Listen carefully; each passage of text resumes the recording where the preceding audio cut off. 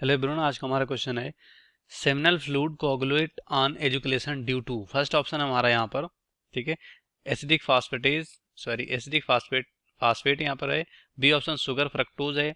सी option है calcium and fibrinogen content from prostatic secretion and D option है secretion of epididymis. तो हम समझते हैं यहाँ पर कौन सा ऑप्शन हमारे यहाँ पर राइट होगा।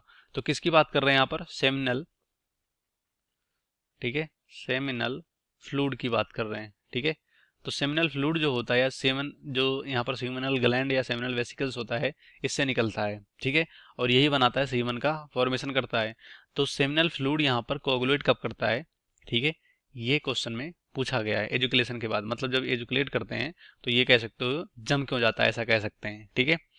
तो अगर हम समझे यहाँ पर, क्योंकि जो सीमन होता है, ठीक है, ये यहाँ पर कह सकते हो एक एसेसरी ग्लैंड से नहीं मिलता है, ठीक है। सीमन यहाँ पर कह सकते हो सेमिनल वेसिकल से निकलने वाले फ्लूइड से बनता है।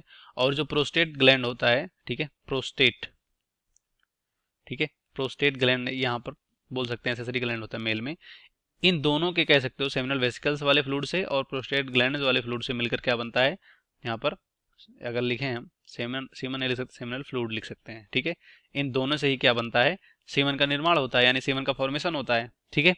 तो यहाँ पर जो प्रोस्टेट ग्लैंड होता है, ठीक है, इसमें बहुत सारे कह सकते हो यहाँ पर कंपोनेंट पाए जाते हैं, जैसे एंजाइम हो गया, और यहाँ पर कैल्शियम, ठीक है, कैल्शियम एंड फाइब्रिनोजन होता है, कैल्शियम एंड फाइब्रिनोजन जो कि कोगुलेशन के लिए जिम्मेदार होता है, ठीक है, फाइब्रिनोजन, ठीक है, ये सब इसमें पाए जाते हैं।